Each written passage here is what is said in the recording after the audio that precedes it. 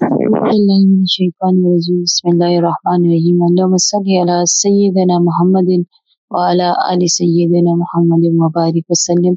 अस्सलामु अलैकुम व रहमतुल्लाहि व बरकातुहू।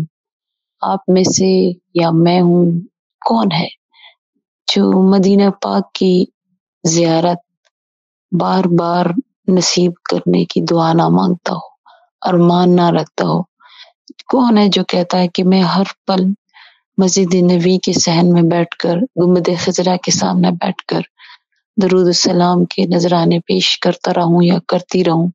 कौन ऐसा है, कौन सा ऐसा उम्मती है जो मैं कहूँ उसको बदबख्त कहूंगी, जिसका ये अरमान ना हो कि सुनहरी जालियों के साथ बहुत करीब होकर आका करीम सल्लल्लाहु अलैहि वसल्लम की खिदमत अक़दस में बहुत करीब होकर सलामों का नजराना पेश करें, दरूदों का नजराना पेश करें और कबूलियत की भी सनद मिले।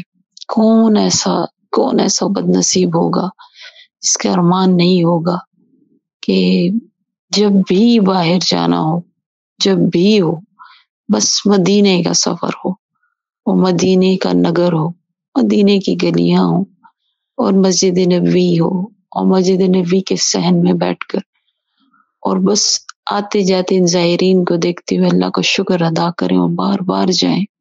रियाजुल जन्ना में बहुत करीब होकर मेंबर रसूल सल्लल्लाहु अलैहि वसल्लम को देखते हुए दिल से बहुत दर्द से नबी करीम सल्लल्लाहु अलैहि वसल्लम की खिदमत में दरूद सलाम के नजराने पेश करें। आका करीम सल्लल्लाहु अलैहि वसल्लम से अर्ज करें कि या रसूलुल्लाह सल्लल्लाहु अलैहि वसल्लम बहुत दूर हैं आपसे, ज़माने के लिहाज से, अमल के लिहाज से, सुन्नतों पर अमल के लिहाज से, आपके दीन की पैरवी के लिहाज से, लेकिन मोहब्बत बहुत है। हमारी इस मोहब्बत को चाहे वो बेजान ही सही, खोखली सही, इसको कबूल फरमा लें। हमें अपना कुर्ब हमेशा हमेशा के लिए अता कर दें, हमेशा के लिए ये जगह अता कर दें, ताकि यहाँ से दूर जाना ना हो और हमेशा के लिए यहीं पे रह जाए। ये पैगाम, ये मोहब्बतें, ये बातें, ये दिल के अरमान सबके सब उम्मतियों के दिलों में होते हैं। चाहत यही होती है कि ऐसा हो कि जब भी आंख खुले और नजर पड़े तो पहले ही गुंबद खजरा पर पड़े। वो सहाबा भी हैं जो अपनी आंखें बंद कर लेते थे जब नबी करीम सल्लल्लाहु अलैहि वसल्लम, क्या खुशनसीबी है, नबी करीम सल्लल्लाहु अलैहि वसल्लम के दर पे हाजिरी होती थी। जब आप सल्लल्लाहु अलैहि वसल्लम की खिदमत अक़दस में मजलिस में बैठे रहते थे, तब तक आप सल्लल्लाहु अलैहि वसल्लम के चेहरे अक़दस को तकते रहते थे मोहब्बत से, और कोई दीन दुनिया की और चीजों का होश भी नहीं होता था। और फिर जब घर वापस जाते थे, चाहे वो जिस वक्त भी हो, जब नबी सल्लल्लाहु अलैहि वसल्लम अपने हुज्र मुबारक में वापस तशरीफ लेकर जाते थे ना, तो फिर ये लोग आप सल्लल्लाहु अलैहि वसल्लम के बाद जाते थे। ऐसे सहाबा हैं।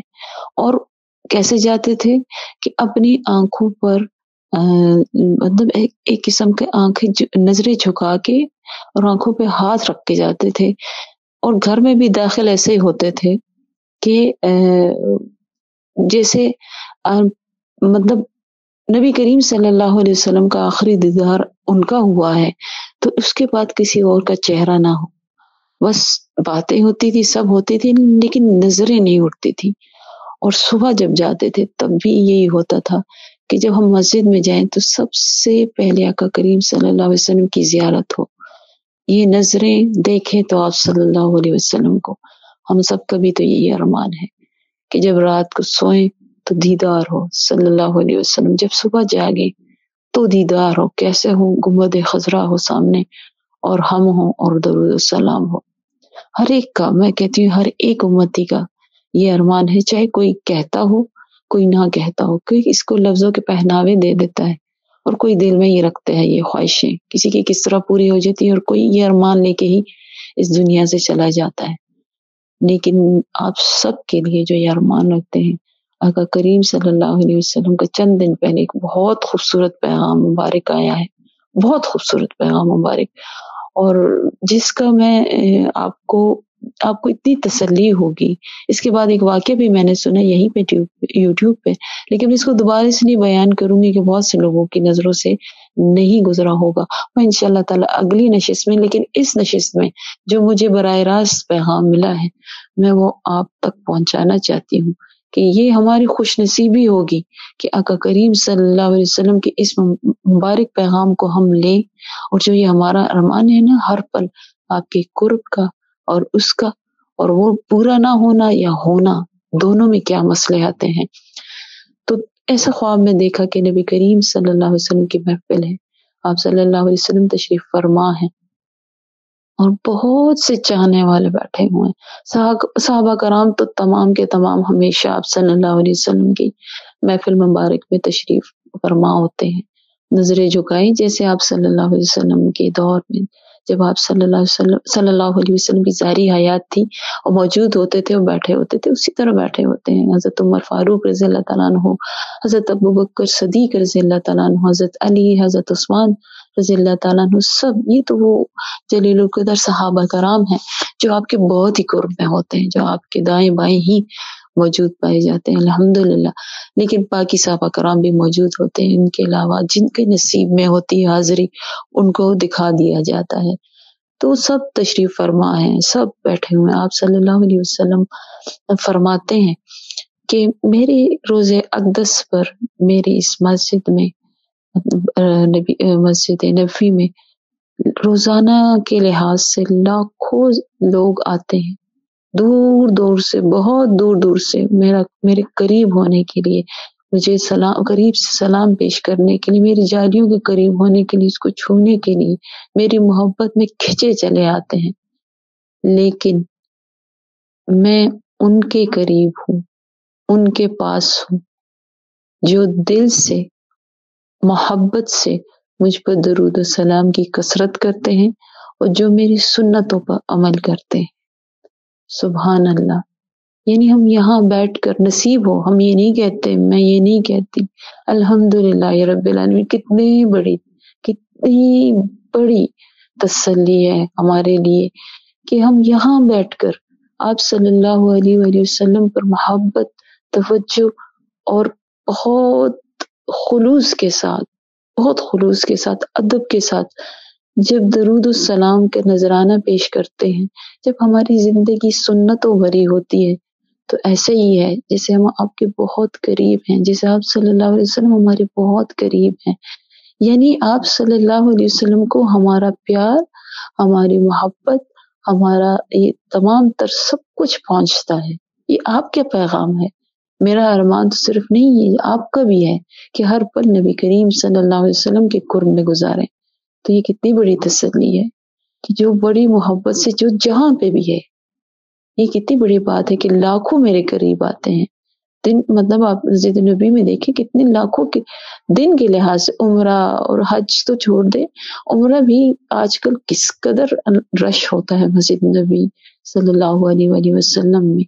کتنے ہوتے ہیں، ریاض الجنہ ہو کہ کتنے دھکے لگا رہے ہوتے ہیں پہنچتے. بے ادبی ہے، بہت بے ادبی ہے، بہت بے ادبیاں ہوتی ہیں. اگر ہمیں قریب نہیں بلایا جا رہا اور ہم نہیں جا رہے تو اس میں یہی مسئلہ ہے کہ ہم سے بے ادبی نہ ہو جائے. ہم دعوے اور ارمان تو بہت کرتے کہ کاش ہم نبی صلی اللہ علیہ وسلم کے دور اقدس میں ہوتے، ان کے قریب ہوتے، ان کے صحابہ کے مجلسوں میں ہوتے، اس محفلوں میں شامل ہوتے، لیکن ہم حق تو نہیں ادا کر رہے. ہم صرف ارمان کرتے ہیں. اگر ہم اس دور میں ہوتے تو میں آپ کو ہمیشہ کہتی ہوں کہ حضرت عمر فاروق کی تلوار تو ہمیشہ تیز رہتی تھی ایسے افراد کے لیے جو مسجد نبوی میں بیٹھ کر تھوڑی سی بھی تیز آواز سے بات کرتے تھے. ہم تو اب بھی جائیں، میں تو اللہ نے بہت دفعہ نصیب فرمایا، لیکن میں جب بھی گئی ہوں، جب بھی، چاہے وہ حج ہے چاہے وہ عمرہ ہے، تو عجیب سی حالت، مطلب آپ تقدس تو ہے ہی نہیں، مسجد نبوی کا آپ خیال رکھتے ہی نہیں. اتنے قریب پہنچ کر آپ دنیاوی باتوں میں مسجد نبوی میں بیٹھ کر، اندر مسجد میں بیٹھ کر آپ دنیاوی باتیں کر رہے ہوتے، شور شرابہ ہو رہا تھا، ایک دوسرے سے آگے بڑھ کر بھاگتے ہیں، دھکے دیتے ہیں، اور جگہ ہوتے ہوئے دوسروں کو سہولتیں نہیں دیتے. کسی کا خیال نہیں رکھتے، کسی کی عزتوں کا خیال نہیں رکھتے، کسی کی کوئی بیمار ہے، کوئی بچہ ہے، کوئی کمزور ہے، ہم اس چیز کا خیال نہیں رکھتے. ہم نبی صلی اللہ علیہ وسلم کی سنتوں کو توڑ دیتے ہیں، ہم ادب و احترام کو توڑ دیتے ہیں. اور موبائل کے فتنے تو اور تباہی مچائی ہوئی ہے. وہاں میں بیٹھ کے سیلفیاں لی جا رہی ہوتی ہیں جعلی موبائل کے ساتھ. یہاں پہ سلام پیش کرنا ہے بہت اور بہت بہت عزت کے ساتھ. وہاں پر ایسی باتیں ہوتی ہیں کہ روح کانپ جاتی ہے. نبی صلی اللہ علیہ وسلم نے ایک دفعہ میں بہت جب مسجد نبی میں ایسا دیکھا تھا تو آپ صلی اللہ علیہ وسلم نے اس سے پہلے ہی عمرہ کی سعادت سے پہلے ہی مجھے یہ آخری دفعہ جو میں نے کی اس میں فرمایا تھا کہ جو یہ مسجد میں آ کر شور شرابہ کرتے اور یہ موبائل کی اس میرے روزے پہ آ کر اس موبائل کے اس سے لگے مطلب فتنے سے اپنے آپ کو آزاد نہیں کرتے، میں ان کے اوپر توجہ نہیں کرتا، وہ مجھے تکلیف دیتے ہیں. ہم کتنے بڑی بے ادبیاں کر لیں، ہم ان کی محبت میں جاتے دعوے کرتے ہیں، ان کو تکلیف دے کر آتے ہیں. تو اس سے بہتر یہ نہیں کہ محبت میں سنت بھری زندگی میں نبی کریم صلی اللہ علیہ وسلم پہ درود و سلام کے بہت ادب و احترام والے، عزتوں والے ہدیے پیش کرتے ہوئے، خلوص والے پیش کرتے ہوئے دور رہ کے بھی ان کے قریب ہو جائیں، وہ ہم سے دور ہو کے بھی ہمارے قریب ہو جائیں. تو یہ ایک تسلی بھی ہے، ایک مصلحت کی اللہ کی جو ہوتی ہے نا مصلحتیں، اس کی بھی ہمیں سمجھ آتی ہے اس پیغام سے کہ اللہ چاہے تو سب کو بلا لے.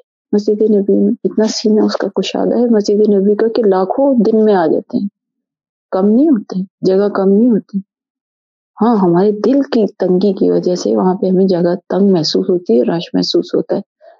تو یہ اللہ کے لیے مشکل تو نہیں، لیکن کیا مصلحتیں ہیں اس پیغام میں ہم سب کو سمجھ آ جانی چاہیے.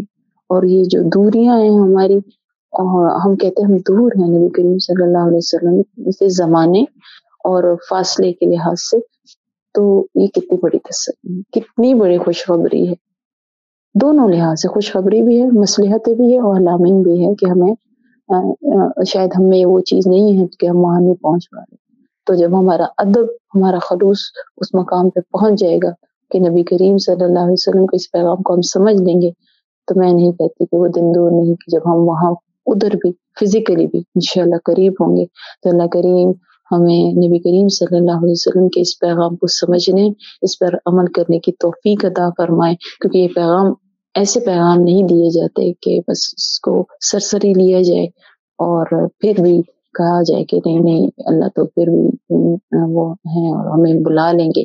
بالکل دعا مانگا کریں، لیکن اس بات کے ساتھ کہ آپ کی ادب کی، قبولیت کی اور بہت بادب خلوص والی حاضری ہو. یقین کریں ایسی حاضری کا پھر جواب بھی آتا ہے. اللہ تعالیٰ ہمیں ایسی حاضری ہم بار بار نصیب کرے، چاہے ہم یہاں ہوں چاہے ہم وہاں ہوں. السلام علیکم ورحمۃ اللہ وبرکاتہ.